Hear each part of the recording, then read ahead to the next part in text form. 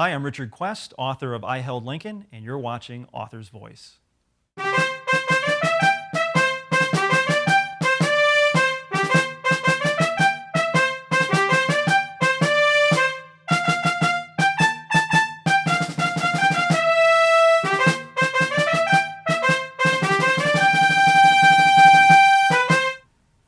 Good afternoon and welcome to Author's Voice, connecting authors to the world. This program is called House Divided. I am your host today. My name is Bjorn Skaptason, and we are bringing this program to you today, as we always do, from the broadcast studio of Abraham Lincoln Bookshop in Chicago. So welcome. Welcome to Abraham Lincoln Bookshop and to Author's Voice.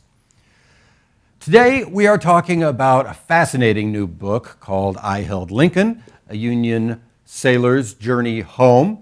It's from Potomac Books. That's an imprint of the University of Nebraska Press. The cost is $24.95. Thank you to Potomac Books and University of Nebraska Press for getting the author to Chicago today to talk with us.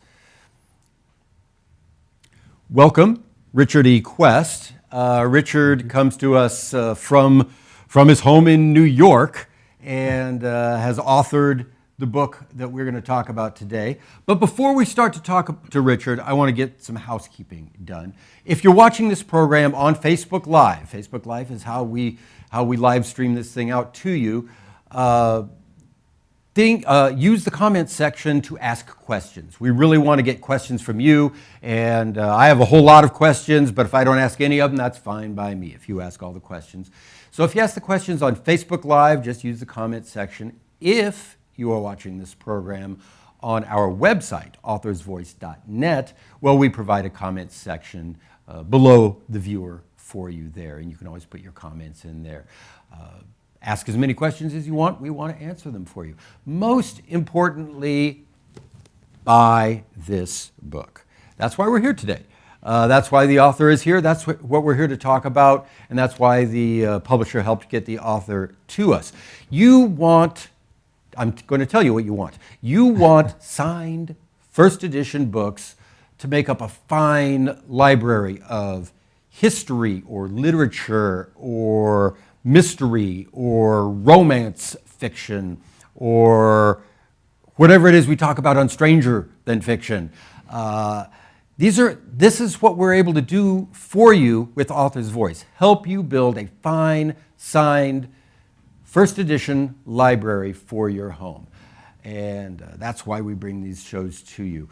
Hey, let's meet Richard E. Quest, our guest today. Richard is the founding president and executive director of Books in Homes, USA. Richard is a former teacher. He's a public historian. He's been the dean and associate vice president of many colleges. Currently, he's a member of the Loudoun County Civil War Roundtable, and he's a guide at the Balls Bluff Battlefield Regional Park. He lives in Virginia. And welcome, Richard. And before we talk about anything else, tell us about Books in Homes USA. What's this project about? Sure. Bjorn, first of all, thank you very much for having me here today. Really appreciate it. You here. Books in Homes is actually a not-for-profit organization. We founded that in 2008, and we provide elementary children with free books of their own choosing to take home and build their home library. So very fitting that we're here today talking about building libraries. Building a library. And we work, again, with these under-resourced children, hoping to help provide them with an opportunity to do the same. Oh, great. And it's important to have books. That's the other thing. It is so important to have books. I know Absolutely. You want your tablet, but the information is good, but you have to have books. It is. It's very important. There's a developmental window that research tells us that those elementary children, if they don't have that opportunity, if they don't have access to those high-quality books in the home, if you miss that developmental window, the chances of catching up are very slim. This is part of the issue in education today. That's why we're out there doing this. So we work in New York, New Jersey, Pennsylvania, Maryland, Virginia, and we recently just started work in California. Wonderful. So, That's great news. And here, I forgot to mention Ladybird and Friends, our book signing program for children. We should discuss that. Which is based on exactly that idea. We should discuss that. Books into the hands of children. That's right. That's right. You're also a guide at the Balls Bluff National, or not National, Regional, yeah, right? how's At the regional that going? park. What's that like? That's exciting. My wife and I recently moved to northwestern Virginia just a couple of years ago, and being a bit interested in the Civil War, found myself drawn to that Leesburg, Virginia area, had become involved with them, and do go out and actually take tours around the national, or excuse, now you've got me saying national, the regional battlefield park. So Balls Bluff, very small, early battle in the war, October of 1861, really was, certainly nobody had planned it. It happened by accident, but the ramifications, not only early in the war were there many casualties, well over 1,000 casualties, but the only sitting United States Senator, Colonel Edward Baker, a personal friend of President Lincoln, was killed on that battlefield. And so there's some significance there. There's also some significance with regard to the aftermath of that battle, because things didn't go quite the way commanding officers expected. And again, we have a sitting United States Senator killed in combat. So there were some investigations that occurred after that, and the Joint Commission on the Conduct of the War comes from that particular battle. And there's that whole political component. But the fascinating thing just about being there that is going to bring us to our book, going to slide right into the book, the sites and the specifics of mortality revolving around the 16th president or his friends or his family. That's right. Are enormously important to people. They are very important to people, and it's probably that final piece, whether it's an assassination, whether it's a combat death, whether it's somebody giving that last full measure of devotion. What else can you give? And so I think that draws us to those individuals who are giving everything that they possibly could. And so to identify those locations, to talk about people like this who had witnessed some of those tragic events, it makes us, it helps us identify who we are as a nation, and brings us together as we kind of, as we look at some of these common themes and stories. Mm-hmm. And which brings us to Benjamin Loring. Lieutenant Benjamin Loring. How did you meet Benjamin Loring? So I met Benjamin Loring many years ago as a young history teacher, teaching in upstate New York, little tiny school district, Candor, teaching 11th grade United States history. It became very apparent to me very, very quickly that I needed to do something to garner the attention of my students. So, as is often the case, history is, it's often about somebody else, somewhere else. So how do we make it relevant? How do we make it interesting? How do we make it engaging for that 16 or 17-year-old student in the high school classroom? So I found myself going to local libraries, to the local historical society, in this case, Tioga County Historical Society in Owego, New York, and just poking around. What is it that's out there? What can I bring back into the classroom to engage my students? We're talking about history at the national level. What can we talk about at the state or even the local level that is relevant to the New York State Regents curriculum? How do we make that connection for students? And so I was introduced to the town of Owego historian at the time, Emma Sedor, and she happened to mention to me, oh, did you ever hear about this Civil War veteran, Benjamin Loring, naval officer, and he was at Ford's Theater the night Lincoln was assassinated. And by the way, his frock coat that he wore that evening is in the museum, and it's alleged to have Lincoln's blood on it. It's like, well, that was enough. That was enough for me. Let's get out there. Is that good enough we've artifact for you? We've got to take a look at this. And so that's how I was introduced to Lieutenant Loring. Wonderful, wonderful. So yeah, this does open up this.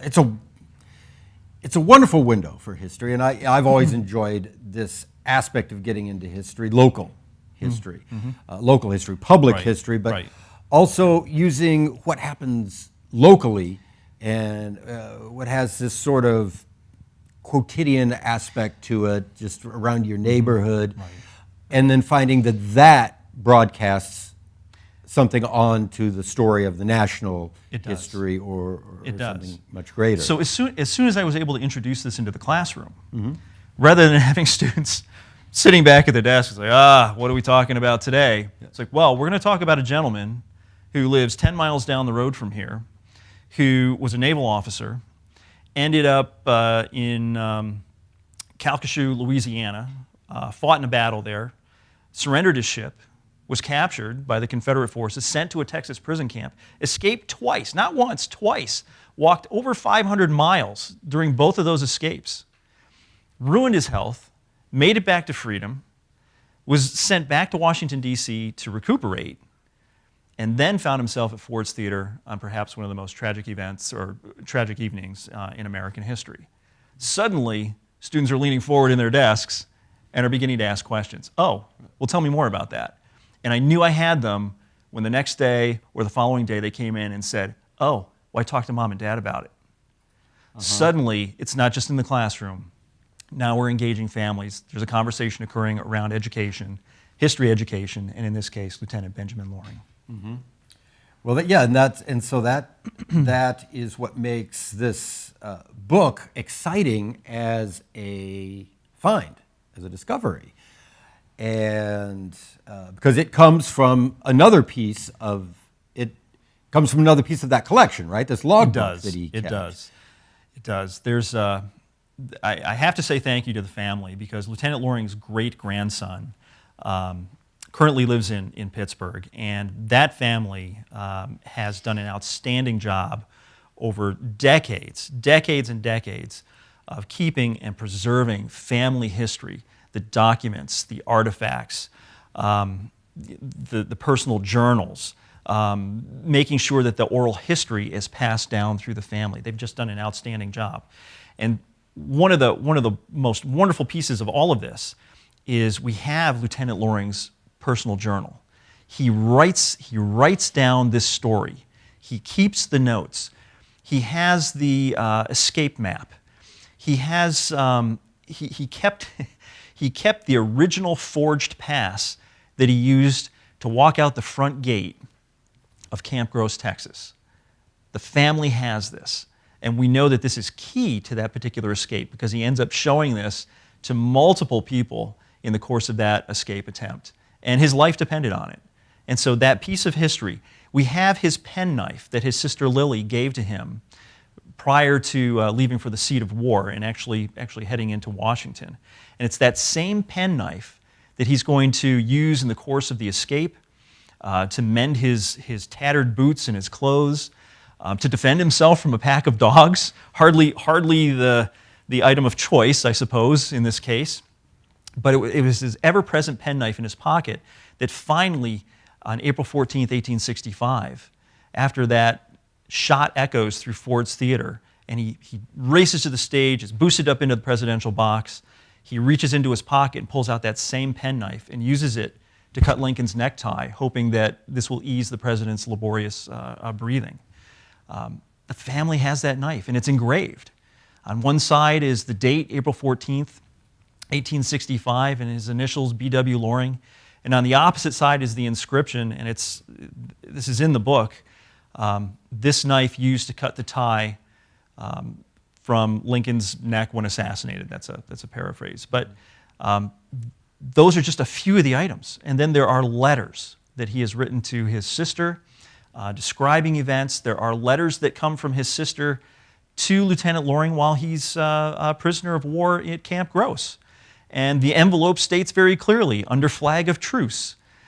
So it's a combination of all of these items that have come down through the family.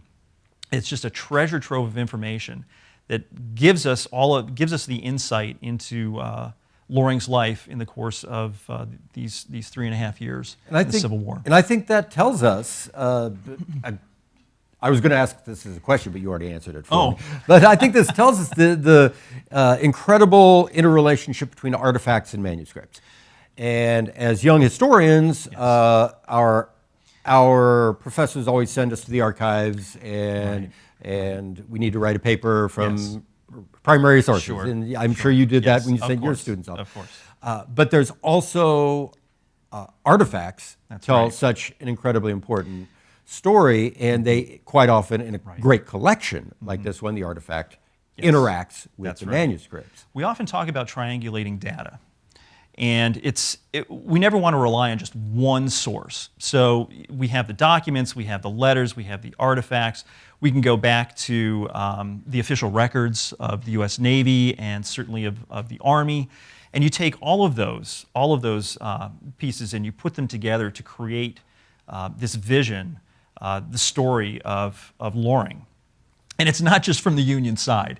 You know, we've got to remember that. This is not a one-sided story. So we can go back and we can take a look at the Confederate accounts of the Battle of Calcasieu Pass, and Lieutenant Colonel Griffin and the Texas Heavies and those 350 infantrymen coming in to the Calcasieu River.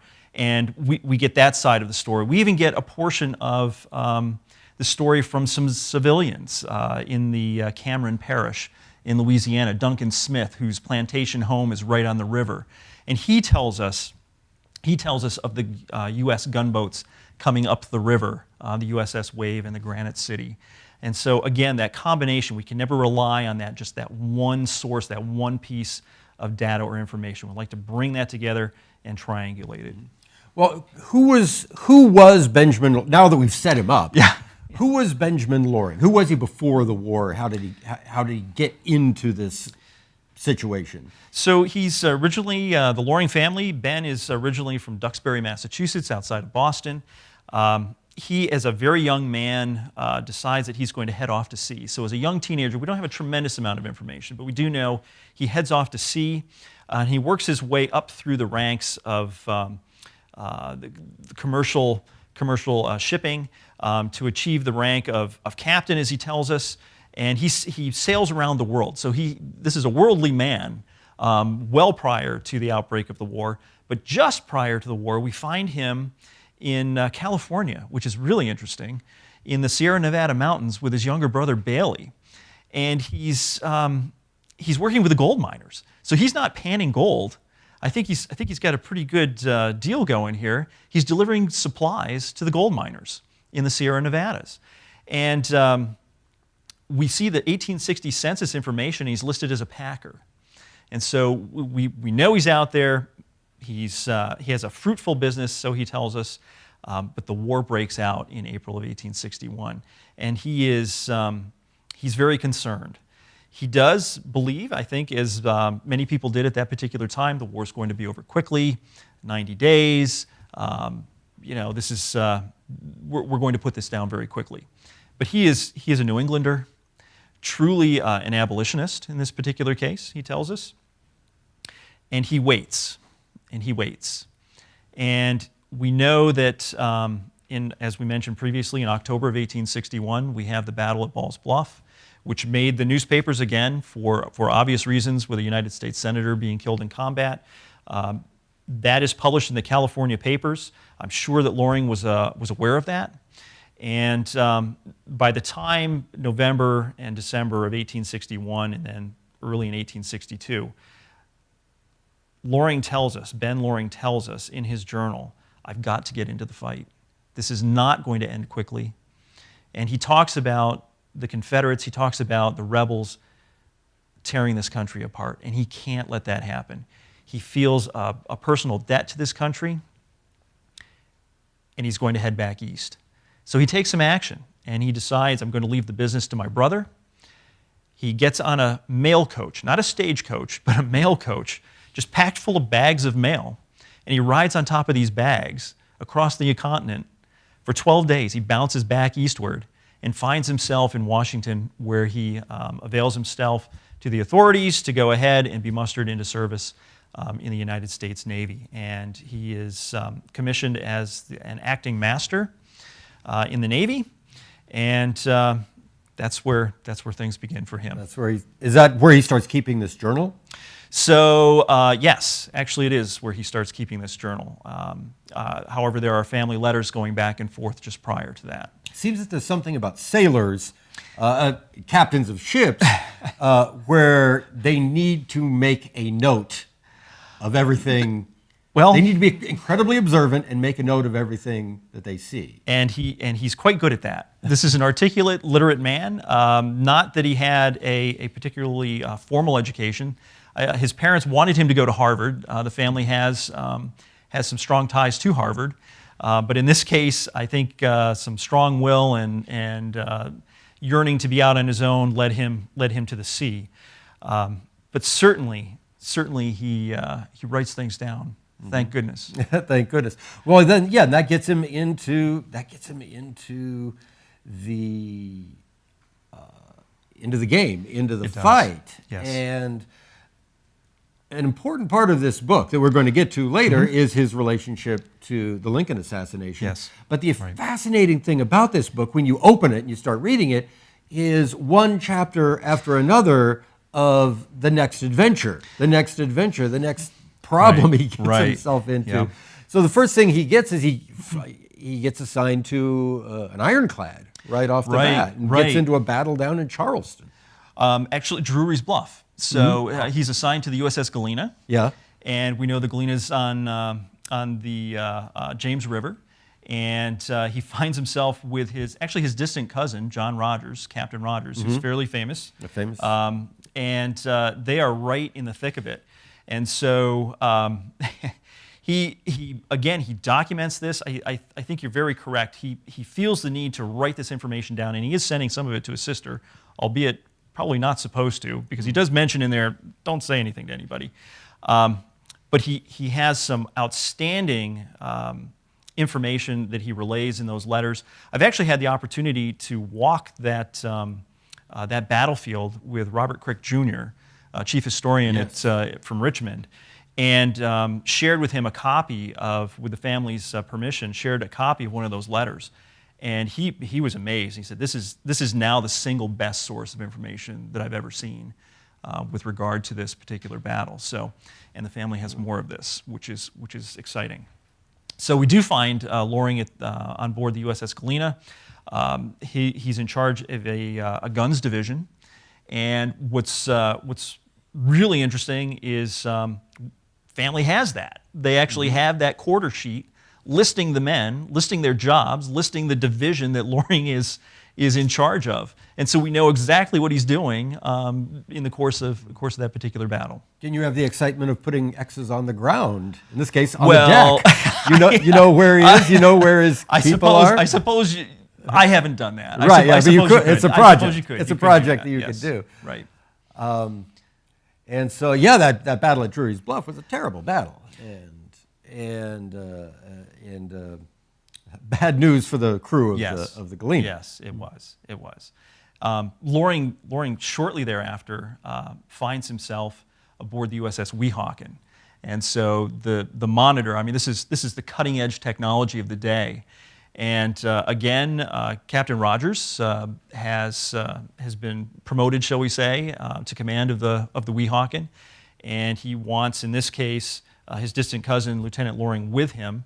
Loring will become the executive officer on board the Weehawken, but it's in 1863, and actually Loring on board there will fire the very first shots from the Weehawken at the now Confederate-held Fort Sumter and Moultrie, and very, very exciting. There is a photo. I've seen it from the National Archives. I think it might be the very earliest, very first photo of these warships in action.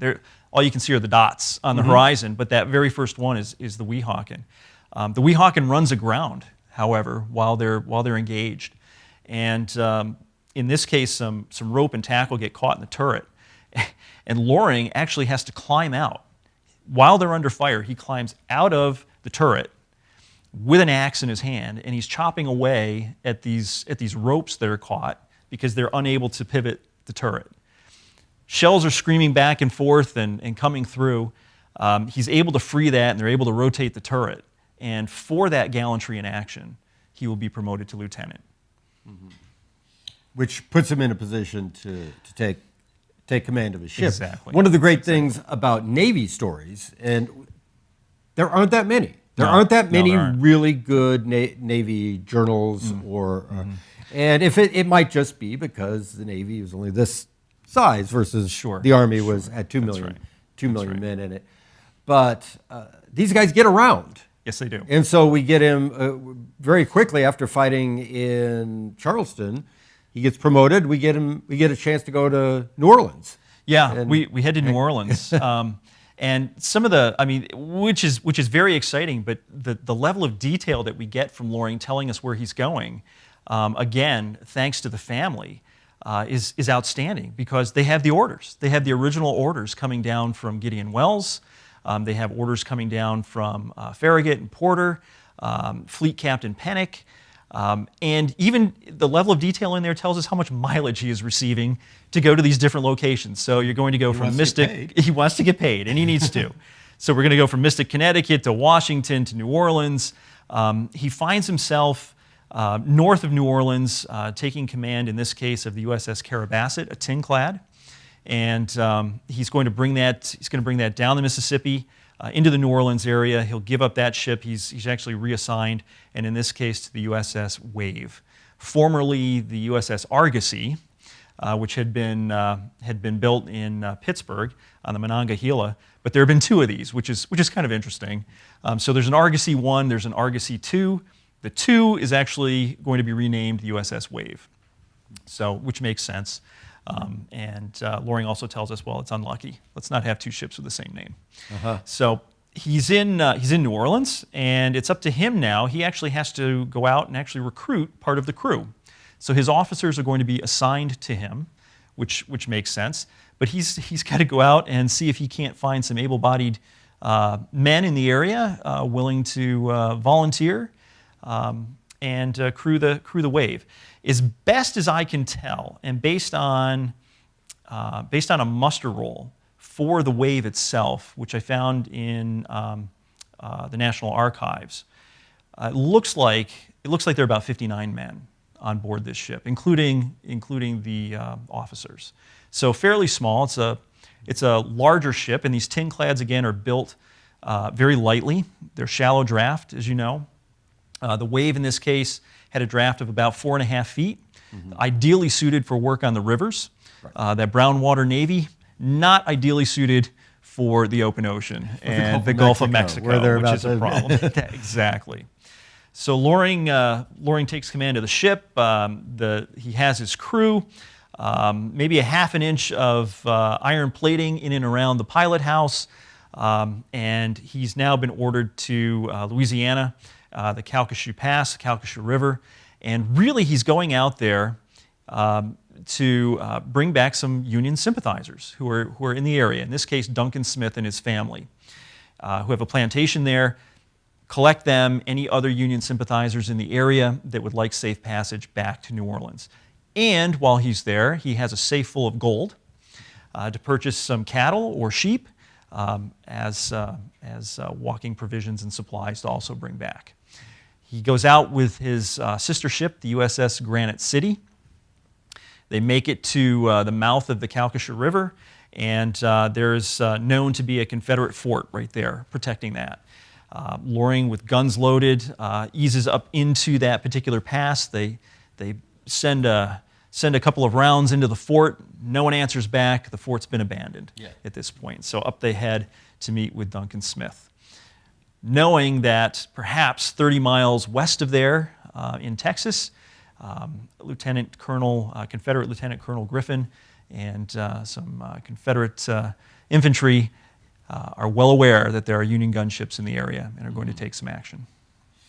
That's right. And that if we keep drilling through this, we're going to go hours because there's so many great adventures that he's.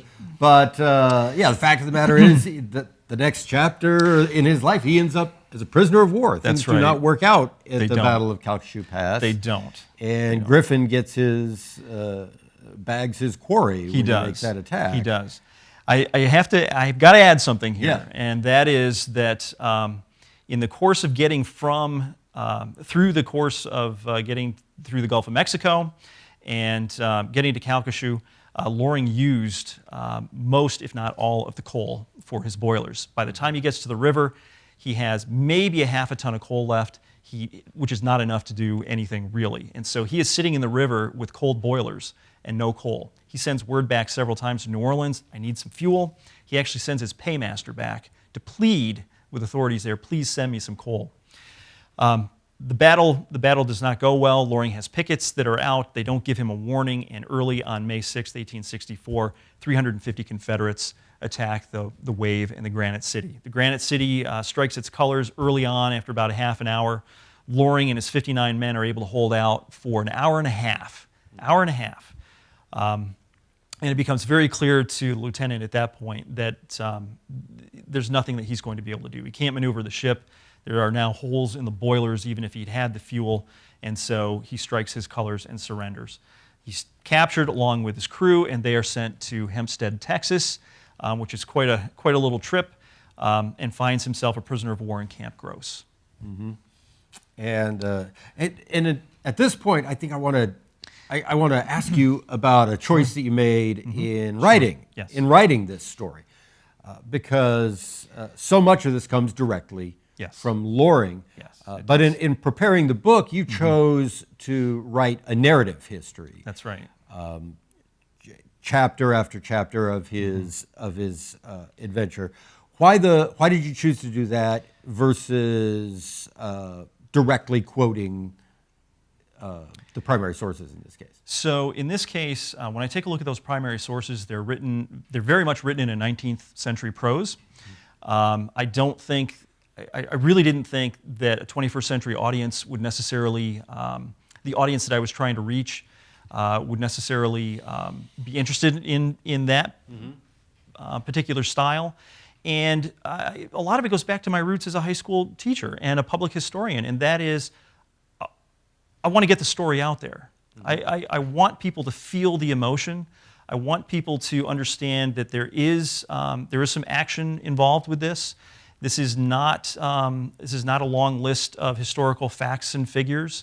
Live Loring's life and adventure with him now, and that's what I'm trying to capture here, but for a 21st century audience. And so that's why this is written in this particular style. Right. So it's a story to tell, and it seems like in this way you can focus it. Yes. And it's there's a Homeric quality to this. This is Loring's Odyssey, if you will. One challenge and obstacle after another. And the people that have read it at this point, even those who are not necessarily drawn to history, find that action-adventure piece comes through. That this is an ordinary man. He didn't command armies. This is an ordinary, everyday man who's led an extraordinary life through no fault of his own.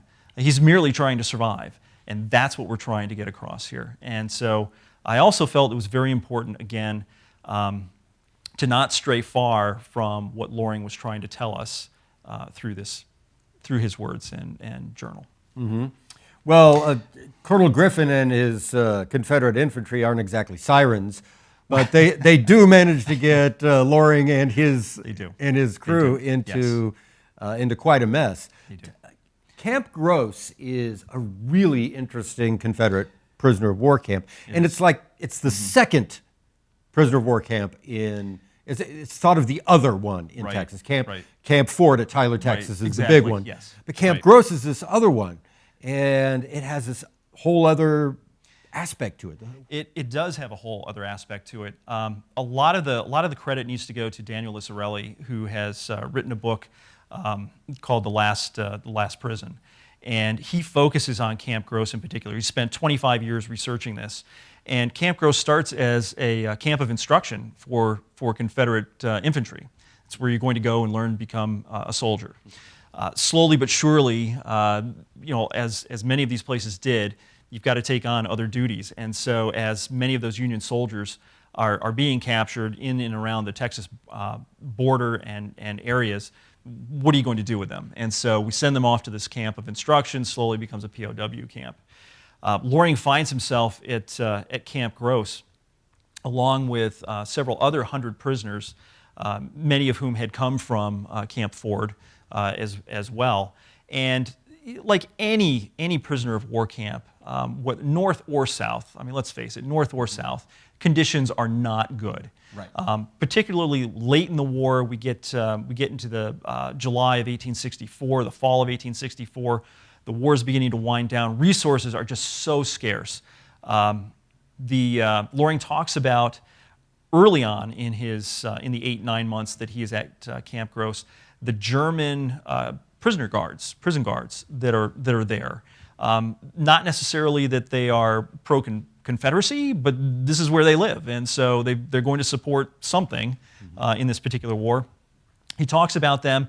By the time we get to November of 1864, after that first escape, and then off to a couple of other locations, he's reincarcerated, and all of those German prison guards are gone. So they have been taken and sent off as replacements in these other regiments. And so now you're left with soldiers who have been wounded, are too sick for field duty, and again, those resources are becoming very, very scarce. So not just in personnel, but certainly in food. And Loring talks a lot about starvation. His words: starvation, rations, the low quality of food as he compares it to chicken feed, rotten bacon, and just a lack of any kind of quantity of food sources. So, and so it becomes, as you would imagine, it becomes a very, it's awful. a very difficult situation, an awful situation for the prisoners. And we're not going to be able to get every story into this. That's why you need to buy the book. He'll sign it for you, and we'll ship it out. It's all in there. To you. But so he escapes. And they get away, but then they get caught. And I'm not even going to let you tell that story because it's this whole part of the book that is so fascinating. Right. And then they have a problem. Again, they encounter the problems with yellow fever when they get back to the camp and all that. But then then our man finally fixes on a plan that's going to work. And you were telling me about some artifacts that you had access to from this same plan before. And that's him and Lieutenant Colonel Aaron Flory from Indiana come up on this idea that they're going to get out of there. And this is a crazy idea. There's no way this is going to work. So 350, 400 miles straight across the Chaflaya Basin. That's right. That's right. Yet they do it. And the escape becomes the next big chapter. It is. And actually, there he is. And so Lieutenant Loring's on the cover of that book, dressed in his Confederate escape outfit. And so he and Loring put together this kit. They knew that they would have to blend in. They needed to look like Confederates. They spend some time putting the kit together. But again, in the prison camp. And thanks to the family, they have kept and preserved all of these documents. They actually have the handwritten, the forged pass that Loring uses to walk out the front gate. So rather than go through the wall, they're just going to saunter out.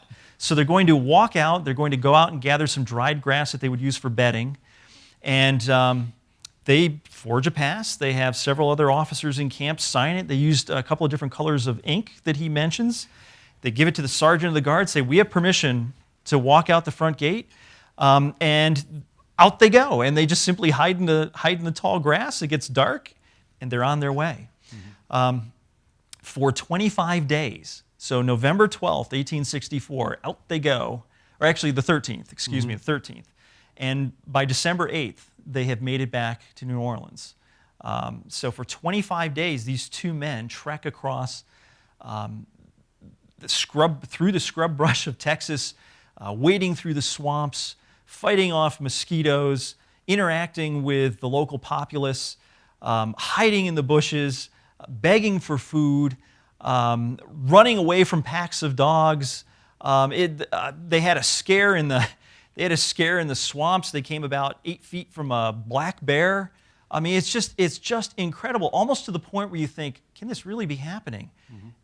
And it does. And again, we talked earlier about that triangulation of data. We talked about the letters. We talked about the artifacts. We talked about the clothing. The family has had at one point the moccasins that Loring actually made. So he's wearing a pair of boots that are 3 sizes too big. Now he's going to walk 350 miles in boots that are too large, but that's what he has. They finally wear out. They're just tatters. He takes his rubber blanket and enameled cloth that they would use as a poncho to keep the rain off, and he cuts this up with that little penknife that I mentioned previously, and he makes himself a pair of moccasins, and the family had those at one point. I think they probably deteriorated to beyond keeping at that point.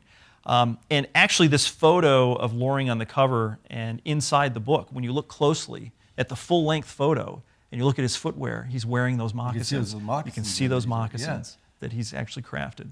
And this is one of the things about, this is one of the things that gives other parts of the book a certain gravitas, is that this escape story could be fantasy. It could. It would be a romantic fantasy that some 19th century purple prose writer could send off to the publisher, and the publisher would say, "No way, this is not believable." But as soon as they get to New Orleans, they have their pictures taken. They do. The pictures are put in the newspaper. You were telling me about this before. January 28th, 1865. So they make it back December 8th. And actually, to add another piece of documentation in there, we have a letter from an officer, a Union naval officer, stating, welcome back. I'm paraphrasing here. Welcome back. We know that you just escaped from Camp Gross, Texas. Knowing that you are very poorly in health and you have no clothes, we want you to get on a northbound transport and head back north and east, where you'll report for duty in Washington. So we actually have the official letter stating you escaped. But January 28th, 1865, this story gets out there. I mean, it's an amazing story, the escape. And the story is run. There's a woodcut of Loring and Flory in their escape outfits and under a large tree. And there's a full-length story there. And they talk about exactly what's in here. Mm-hmm. So, yeah, the whole story. It's all there. It's all there. The pack there. of dogs and the bear. And everything. All the rest it's all right there. So that brings us to, that brings him back to Washington. It does. And that brings us to what may be the key hook that'll get people wanting to read this book. Right. That this guy was there that night. He was. And so before we do that, though, as I said before, this notion of anything having to do with the mortality of President Lincoln, whether it be the murder or the killing in battle of Edward Baker, or the death of Willie. George Saunders wrote that beautiful novel last year, Lincoln and the Bardo. Right. We have to know everything about that because people love that kind of stuff. Right.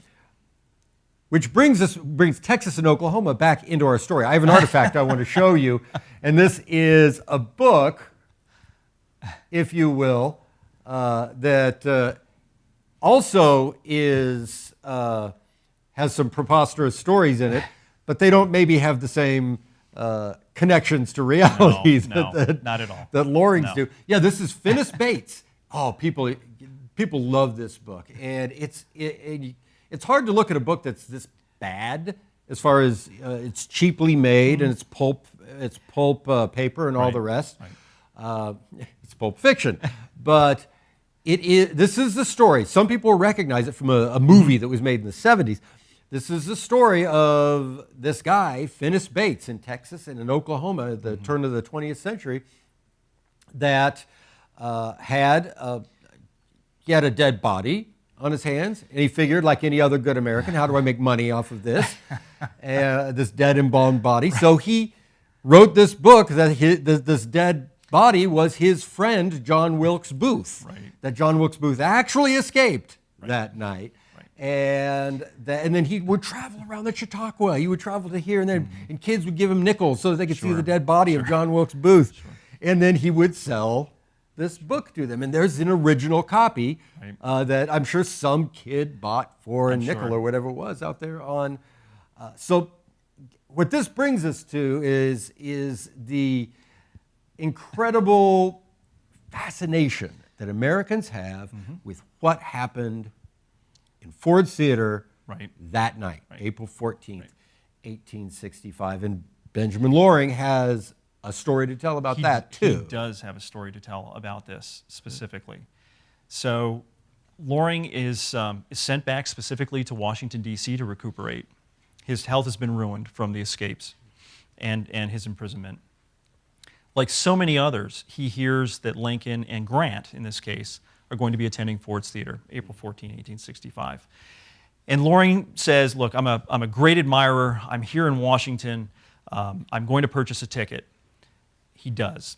Goes to the theater that evening, tells us very specifically that he arrives early, like so many people probably did, chooses a seat, like so many others claim, that is directly across from the presidential box. He wants to see the president and General Lincoln, or excuse me, General Grant. Play starts, Loring's sitting there. Lincoln enters the theater fashionably late. The orchestra strikes up "Hail to the Chief." Everybody stands and applauds, and Loring says, there he is, there's the man, with Mrs. Lincoln. And he also tells us, I don't recognize the other couple. I don't know who Henry Rathbone is and Clara Harris. He's expecting General to see Grant and Julia Grant. Exactly, who had begged off. Everybody settles back down. Loring's watching the play Our American Cousin, and as we all know, Booth sneaks into the presidential box and pulls that trigger. Loring tells us very clearly in his journal, very, very clearly, he says that shot goes off and my head snaps around toward the sound, and I'm staring directly at the presidential box. I see a man jump down to the stage. He yells something. I don't know what he says. And he exits off the back of the stage. And he says, I'm stunned for a half a moment. I don't understand. What is happening here? Something's not quite right. I thought this was a comedy. I mean, how does this figure into the play? But it suddenly occurs to him, and he's a combat veteran. I mean, this is not somebody who's just walked in off the street. He's not a civilian. Something has occurred. It's not right. Suddenly there are screams from the presidential box, and he reacts. He jumps to the stage. Actually, he actually had his cover, his naval hat, had been in his lap. He stands up, that falls to the floor. He never recovers that. We think we know where that might be. Jumps to the stage, he runs over to the presidential box, and he is boosted. He shimmies up and boosted up into the presidential box. And he tells us, I am the second man. I'm not the first man. I'm the second man to reach the president. And he identifies the first man, which is interesting.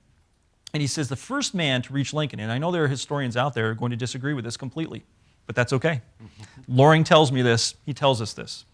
He says the first man is also a naval officer, Lieutenant William Flood from the USS Primrose. That man is already there. I'm the second man.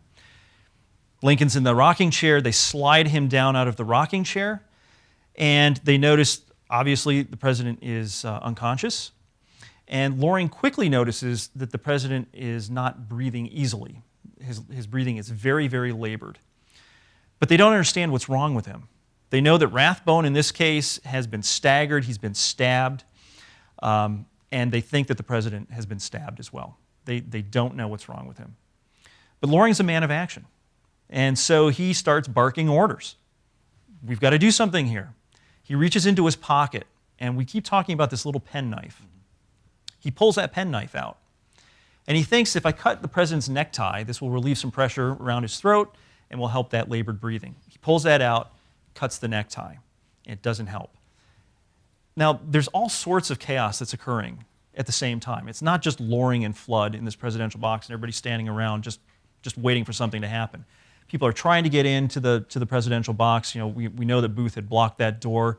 People are pounding on that. They finally are able to come in. There's a large group that enters that presidential box. Loring is still hovering over the president. In fact, they're trying now to look further into what this injury might be. So Loring, as this other group comes into the presidential box, says, I need a larger knife. We're going to cut the vest away from the president. We've got to find this wound. Flood is holding the president's head. Loring's at the president's side. Somebody hands him, Loring tells us, somebody hands him a larger folding clasp knife. They're going to start to cut the vest away from the president. It's at that point that Flood feels something sticky on his hand and says, there's blood on my hand, there's a wound, the president's been shot. So again, many people into the presidential box. Loring now tells us that Laura Keene, and we know that the famous actress whose benefit was that night, is in the presidential box, is calling for brandy. Somebody brings brandy up, and Loring tells us that Laura Keene comes over with the brandy to him. Now, Loring is hunched over the president. Laura Keene is behind him, and he says, "Keene spills the brandy down my back." So we're not going to give an unconscious man brandy. He's going to choke on this. Well, how's he going to swallow that? Instead, he tells us Keene dumps this down his back, which agitates Loring a bit, and says, "Get that woman away from here." And he says Keene is directed over toward helping Mrs. Lincoln. At this point, Loring, again, is barking orders. It probably appears to many in the presidential box that this man is rendering more aid than just your average soldier, sailor might do. And I believe that Loring is mistaken for a surgeon. I firmly believe this. He's barking orders, telling people where to go, what to do. And at this point, a location nearby across the street has been procured at the Peterson House. People have determined that Lincoln is probably not going to make it alive back to the White House, so we're going to carry him across the street. Loring very clearly tells us that Flood is at the head of the president, another man is at the feet, another man across from me, and I am at the president's side. And I take my hands and I clasp them underneath the president's torso, and the four of us are going to carry the president across the street to the Peterson House. They convey the president across the street. Loring leaves the Peterson House, and that is the end of the event at Ford's Theater that evening.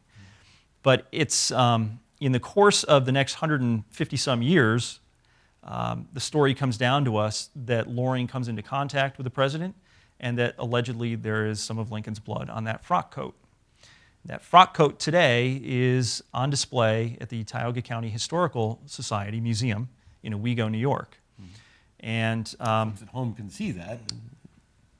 Folks at home can see that on their computers. Yeah. Yes, and so which comes back to the genesis of part of this story and leads me back to those early days in the 1990s, actually late 90s, and when I was still teaching and had heard that story, wanted to take a look at that, bring some of that information into the classroom, but also led down the path of attempting to prove forensically that Loring had come into contact with President Lincoln that evening. Again, it's alleged that there's blood on that jacket, and so myself, another gentleman that I used to teach with, Dr. Zisk, a chemist, a PhD out of Cornell, the two of us teamed up and with the help of many others, were able to determine that there is blood on the jacket after some testing. We did take some samples with permission from the museum and other organizations to have that tested. Those results came back inconclusive. So. Yeah, and this does bring us to a sticky wicket that every yes. Museum yes, that has any blood that's right. has to face. And we have the Chicago History Museum absolutely. here in Chicago. Yes. They've got a lot of blood. Yes. And what is Lincoln's blood? What is not on the market? We talked about this. Yes, we did. On the market, right. you can get yes. swatches from Laura Keene's dress. That's right. Because she had blood on the dress and she cut it up and she sold it. That's right. She sold it for charity. Right. But she nevertheless, commercialized the right. costume she was wearing that night. And so there's lots of blood right. out there. But so what's interesting is Loring tells us, or Loring suggests, that Keene did not come in contact with the president. So who knows? Exactly. Who knows? Well, tell me we don't have long to really break this down. If we're going to break this down, we go on another hour. Sure. But you wrote this narrative, as well as the rest of it, from his primary sources, from the log and from the journal. That's correct. Did you get an idea of when he wrote the journal down? Yes, we know exactly when he is writing the journal down. And so he is writing this down in the 1890s, 1893. It was certainly his intention that he wanted the escape story, which is really what he's focused on here. He wanted to get that out there in the 1890s. A lot of those veterans are getting a bit long in the tooth at that point. It's the heyday of the GAR and other organizations like that. And he sees himself as contributing to that national story. So it was certainly his intention to create a book, and he sent some handwritten notes to Putnam Publishing in 1893. And unfortunately, it was rejected. And again, going back to the data and what the family's been able to preserve, they have the rejection letter from George Putnam himself saying, "Thank you very much. It sounds like a great story, but it's not of the literary quality that we're really seeking at this point." And so, it was lost to history. Right. Right. Well, and then what you just brought up is one of the last things that I want to. We're coming to the end of our time, unfortunately. We could, and if you want to start unpacking the assassination, you just go on and on. That's an entire genre. That's right. It is. Of literature. But you said you thought that he wanted to write the escape story. Yes. And when you read this book, right, so much of it is there. And I wanted to share Loring's dedication. Yes. Right. So the dedication in your book is you use the one that he wrote for this, and he dated it 1864.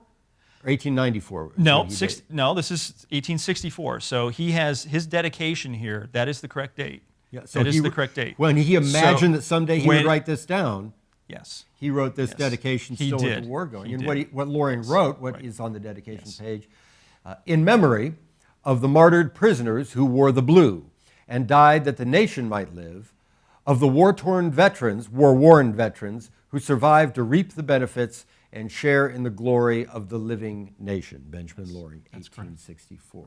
That gets you, I think that focuses us on the story he wants to tell and why. Yes, absolutely. He knew there was something larger happening. He knew he was part of an incredible time in our history. He knew that he needed to be in the fight. He talks about this constantly. The man's grit, resistance, steadfast resolve are truly, I think they embody that American spirit, even today, whether it's 150 years ago or it's today. Lieutenant Benjamin Loring is unfortunately a forgotten hero, in my opinion. This is our opportunity now to bring some recognition to a man who gave just about everything that he had to save his nation, and witnessed one of the most tragic events, evenings in American history. Right. And that's what you get. That's what you get if you're going to order this book. Yes. Order this book. Richard will be happy to sign it for you, and we will ship it very right happy out. to do that. The book is I Held Lincoln, A Union Sailor's Journey Home. Richard E. Quest is the author, brought to you by Potomac Books, an imprint of the University of Nebraska Press, and we thank them for helping get Richard. Yes, thank you, us.